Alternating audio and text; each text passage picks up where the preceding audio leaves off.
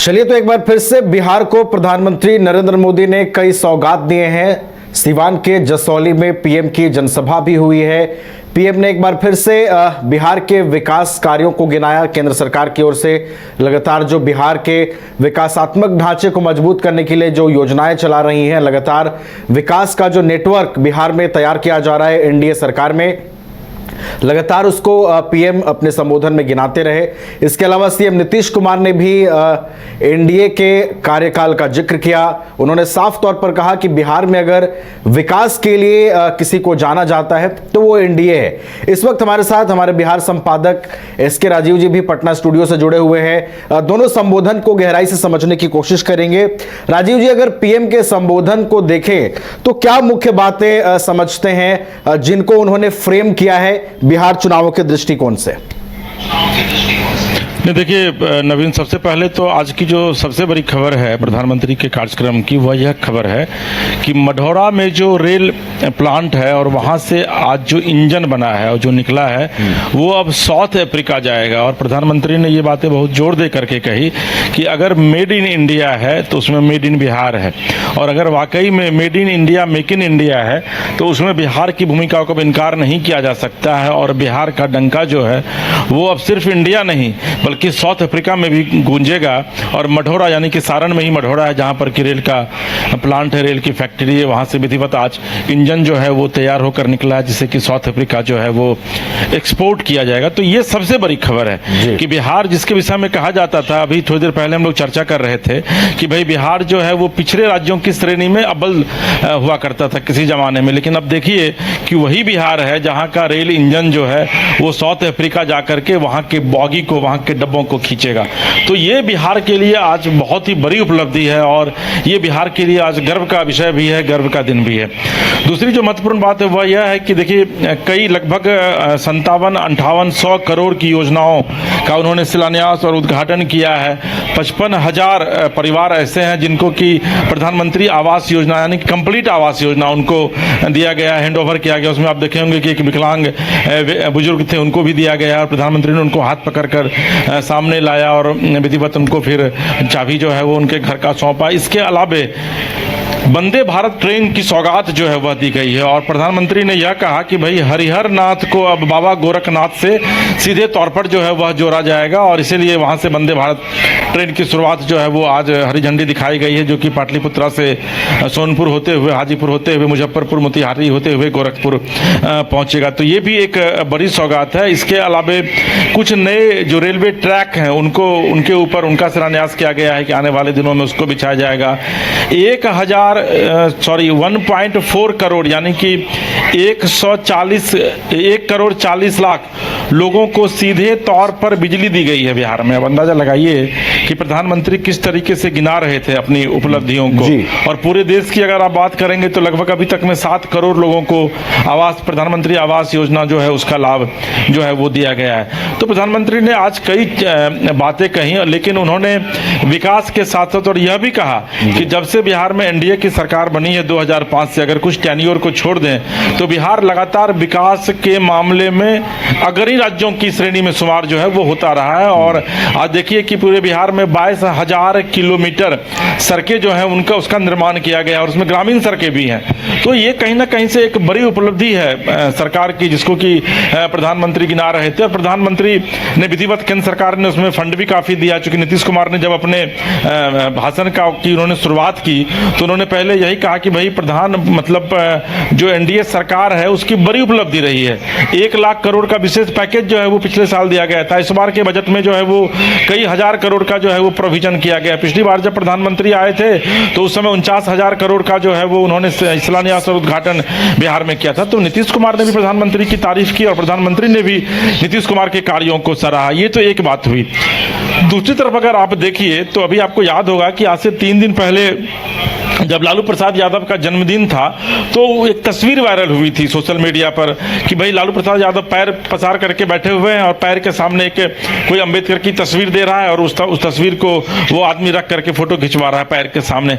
उस बात की भी जिक्र जो है, उस बात का भी जिक्र मोदी ने किया और मोदी ने यह कहा कि भाई अंबेडकर जो है वो पूजे जाते हैं, ठीक है ना, लेकिन उसके बावजूद जो बिहार में विपक्ष है और खास करके जो विपक्ष के बड़े नेता है, उन्होंने लालू प्रसाद यादव का नाम नहीं लिया, लेकिन यह कहा कि विपक्ष के जो बड़े नेता हैं उन्होंने किस तरीके से बाबा साहब का अपमान किया उसकी जानकारी भी उनको है और पटना में सार्वजनिक तौर पर उसके पोस्टर भी लगाए गए।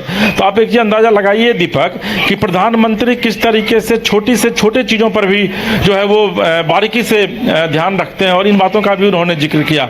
उन्होंने यह भी कहा कि पंजा और लालटेन वालों का जो गठबंधन था, जो गठजोड़ था, बिहार में पलायन जो है उन्हीं के समय में सबसे ज्यादा हुआ और पलायन की पीड़ा और पलायन का दंश अगर बिहार के लोग झेलने के लिए मजबूर हुए तो उसके पीछे जो सबसे बड़ी वजह है वो लालटेन और हाथ का जो पंजा का जो गठजोड़ है वो है। और उन्होंने यह भी कहा कि भाई परिवारवाद की भी उन्होंने बातें कही। हालांकि आपको मैं बताऊं कि परिवारवाद को लेकर कल ही तेजस्वी यादव कहते कि भाई जब प्रधानमंत्री आएंगे तो वो परिवारवाद पर काफी बोलेंगे, परिवारवाद को लेकर के वो हम पर और हमारे परिवार पर हमला भरेंगे। तो आज ठीक उसी का अनुरूप प्रधानमंत्री ने परिवारवाद को भी लेकर के सार्वजनिक मंच से चर्चा की, जबकि उनके साथ जीतन राम मांझी बैठे हुए थे, चिराग पासवान बैठे हुए थे अगल बगल में और उनके ऊपर भी परिवारवाद का आरोप लगता रहा। तो एक तरीके से प्रधानमंत्री ये चुनावी रैली, आप किसको कह सकते हैं कि ये चुनावी रैली है और चुनावी रैली में किस तरीके से पब्लिक को बताया जाता है, पब्लिक को समझाया जाता है, अपनी सरकार की उपलब्धियों का बखान किया जाता है, उसको करने में प्रधानमंत्री ने कहीं से कोई गुरेज नहीं की और यही वजह है कि प्रधानमंत्री को लोगों का जोरदार समर्थन भी मिलता रहा। और दिलचस्प यह है कि उन्होंने यह भी कहा कि भाई जब मैं यहाँ आया था और खुली जीप से जब मैं भीतर आ रहा था तो हल्की हल्की बारिश हो रही थी, लेकिन उसके बावजूद इतनी बड़ी भीड़ और आप लोग इतनी बड़ी संख्या में आशीर्वाद देने के लिए आए हैं, वो यह बताता है कि आप लोगों का झुकाव और आप लोगों का लगाव जो है एनडीए सरकार से कितना ज्यादा है। जी नवीन। चलिए, तो 35 मिनट के अपने भाषण में प्रधानमंत्री नरेंद्र मोदी ने आरजेडी और कांग्रेस पर जमकर निशाना तो साधा ही और सबसे महत्वपूर्ण बात का पीएम ने जिक्र किया कि जिस बाबा साहेब को पैरों में आरजेडी रखती है मैं उन्हें दिल में रखता हूं। ये बातें भी काफी महत्वपूर्ण है। एक और चीज समझना चाहेंगे इसके राजीव जी, देखिए जिस तरीके से एनडीए के कार्यकाल की उपलब्धियां गिनाई गई, जिस तरीके से एनडीए का बखान किया गया और योजनाओं की जिस तरह से आज सौगात दी गई, एनडीए एक स्पष्ट संदेश दे रहा है कि हम विकास कर रहे हैं और विकास के नाम पर ही जो चुनाव है वो लड़ा जाएगा। स्पष्ट संदेश चुनावों के लिए दे दिया है आज फिर से पीएम मोदी ने। देखिए, प्रधानमंत्री ने कहा नवीन कि मेरा जो नारा है, जो एनडीए का नारा है, वह है सबका साथ, सबका विकास और सबका विश्वास। लेकिन जो विपक्ष है उसका नारा है हमारा विकास, परिवार का विकास, परिवारवाद का विकास। तो उन्होंने तो सीधे तौर पर आप कह सकते हैं कि इसको आप चुनावी रैली ही कह सकते हैं, क्योंकि उन्होंने अपनी उपलब्धियों का तो जो बखान किया ही और उनके पूरे टारगेट पर जो है वो कांग्रेस और आरजेडी रही। तो प्रधानमंत्री को यह पता है कि इस बार का जो चुनावी जंग है वो इतना आसान भी नहीं होने वाला है बिहार में, क्योंकि विपक्ष भी जो है वो काफी मजबूती से विपक्ष ने भी अपनी तैयारी कर रखी है। और कल जब आरजेडी के राज्य समिति की बैठक हुई थी उस बैठक में यह देखने को भी मिला कि किस एजेंडे पर किस तरीके से चुनाव जो है वो लड़ा जाएगा। हालांकि आरजेडी जो है वो जातिवाद के मुद्दे को आज भी उतने ही प्रमुखता से उठा रही है, लेकिन एनडीए जो है वो जाति का विद्वेष या फिर जातिवाद को उतना महत्व नहीं दे रही है, बल्कि विकास को महत्व दे रही है। और इस बात की चर्चा प्रधानमंत्री और नीतीश कुमार ने भी की। मुख्यमंत्री ने भी यह कहा कि भाई आप देख लीजिए कि 2005 के पहले जब बिहार में सत्ता हुआ करती थी तो उस सत्ता ने 15 साल में कितना काम किया था और 2005 से लेकर के 25 तक में 20 साल में इस एनडीए की सरकार ने क्या काम किया है, तो ये भी नीतीश कुमार ने बताने का काम किया। तो निश्चित तौर पर देखिए इस बार जो चुनावी जो जंग है वो चुनावी जंग सीधे तौर पर एनडीए बनाम इंडिया गठबंधन का है। और देखिए इंडिया गठबंधन में कई घटक दल हैं, उसमें वाम दल के तीन पार्टियां हैं, मुकेश सहनी है, आरजेडी है, कांग्रेस है। तो ये तमाम जो 5-6 दल हैं उन 5-6 दलों का वो गठबंधन है। और एनडीए की भी अगर आप बात करेंगे जिसमें भी 4-5 दल हैं, बीजेपी है, जेडीयू है, उपेंद्र कुशवाहा की पार्टी है, जीतन राम मांझी की पार्टी है, चिराग पासवान की पार्टी है, तो 5 पार्टी का तो गठबंधन यह भी है। तो इस बार गठबंधन बनाम गठबंधन की जो लड़ाई होगी उसमें वोट बैंक किस पार्टी, कौन सी पार्टी कितना अपने पाले में शिफ्ट करवा पाती है ये देखना बड़ा दिलचस्प होगा। और यही वजह है कि जनवरी से लेकर के आज को अगर आप मिला लें तो अभी तक में में 5 महत्वपूर्ण रैलियां प्रधानमंत्री ने की है, जिसमें कि पिछली रैली जो की थी उसमें 49,000 करोड़ के योजनाओं की सौगात उन्होंने बिहार को दिया था, और आज जो उन्होंने रैली की है उसमें 5,500 करोड़ के योजनाओं की उन्होंने सौगात दी है। तो अभी आपको ये देखने को मिलेगा, अभी जो बड़ी बड़ी रैलियां होंगी उसमें निश्चित तौर पर बिहार के विकास के लिए फंड और ज्यादा दिए जाएंगे, और कई योजनाओं का शिलान्यास होगा, और कई योजनाओं का क्रियान्वयन किया जाएगा, कई योजनाओं का उद्घाटन किया जाएगा, क्योंकि इस बार चुनावी वर्ष है। और ये चीज पता है तमाम राजनीतिक दलों को कि जनता को जो भी राजनीतिक दल जितने अच्छे तरीके से कन्विंस कर पाएगा, यानी कन्विंसिंग पावर जिस पार्टी के भीतर जितनी ज्यादा होगी, जनता के मत को अपने पाले में लाने में वो उतना ही कारगर होगा। जी नवीन। चलिए, तो बिहार के लिए चुनावी सवाल है, रैलियों का दौर दिखाई देगा, और आज की रैली से पश्चिमी बिहार को साधने की कोशिश पीएम नरेंद्र मोदी ने की है। एक बड़ा प्रभाव जो है कह सकते हैं ये रैली छोड़ेगी।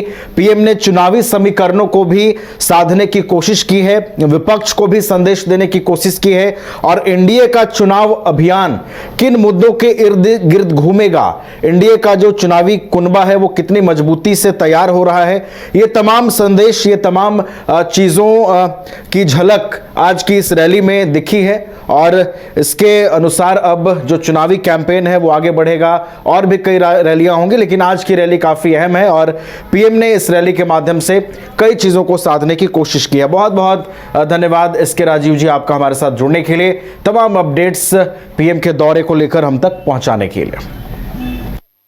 अगर आप देश के किसी भी कोने में रहते हैं, अगर आप पटना आना चाहते हैं और घर जैसे रहने और खाने का आनंद लेना चाहते हैं, तो एक बार जरूर आए होटल डायमंड इन। संपर्क करें 9572759746, 9031859981, 0612400153। एड्रेस अपोजिट विद्या संस्कार स्कूल, रंजन पथ, गोला रोड, बेली रोड, पटना 801503।